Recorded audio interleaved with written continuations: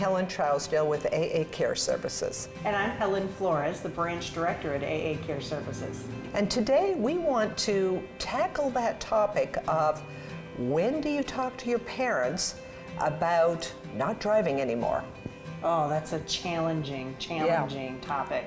Because we know that the two most forms of independence is driving and your home. And when you have to either move away from the home or stop driving, that causes some friction. So what are some of the signs that children should be aware of that their parents are no longer safe to drive? I want to answer that, but there's something that I have to remind folks about. Driving is a privilege. It is not a right. And I just have to remind those individuals who shouldn't be driving, who are driving, there are a lot of concerns out there, not only for your safety, but your financial safety as well. So some tips for not to be driving. If you're seeing some dents in the car or some scratches in the car that cannot be accounted for.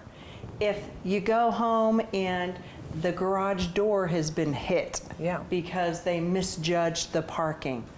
Sometimes we see, sadly, on the news that, you know, a lady drove into the 7-Eleven when she meant to go into park. When you're seeing an individual getting lost from a typical path that they would drive home at, whether it was church or going to the bank, and they just can't get themselves home safely. When they are driving a car that's not operable, if there's some vehicle issues or if it's smoking, you know, sometimes I've had a client where the adult child went in and tampered with the battery so that the father wouldn't start the car. Well, lo and behold, this gentleman had AAA, and he just called AAA and got the car fixed. So that didn't really fix the problem. So those are some tips that you want to look for as you're seeing some challenges. In my personal scenario, my father lived with diabetic-related dementia, and both my father and I had the same insurance agent. And I received a call one day, and he said, "Helen, I don't know how to say this, but I need to drop your father. He has become such a liability for us." And he has had 7 fender benders in a month and a half. Wow. And that's when I knew it was time to have that challenging conversation. And that's often when the children are alerted that the person shouldn't be driving. They may notice the scratches and the dents on the car, but they don't really make the connection, and they don't want to have that conversation. But it's when the insurance agent calls up and says, you know, we're going to have to drop them.